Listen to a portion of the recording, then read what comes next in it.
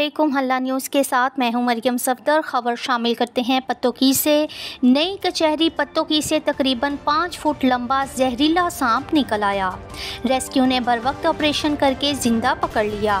New कचहरी से rescue 1122 को कॉल मौसूल हुई कि दरख्त पर एक सांप है। कॉलर ने बताया कि सांप की वजह से पूरी कचहरी में खौफ व हिरास फैल गया। इत्तला मिलते ही रेस्क्यू 1122 स्पेशल टीमें मौका पर पहुंच गईं और आधे घंटे के कामयाब ऑपरेशन के बाद दरख्त पर मौजूद तकरीबन 5 फुट लंबे जहरीले सांप को पकड़ लिया गया। मौका पर मौजूद लोगों ने रेस्क्यू 1122 की काविश को खूब सराहा और हल्ला न्यूज़ टीम का भी शुक्रिया अदा किया, जिसने सबसे पहले मौका पर पहुंचकर कवरेज की। शहरियों का कहना है कि हल्ला न्यूज़ वो वाहिद चैनल है जो अपने इलाके के हर मसाइल को बिला खौफ उजागर करता है। किसी भी खबर या अपडेट्स के लिए देखते रहें हल्ला न्यूज़।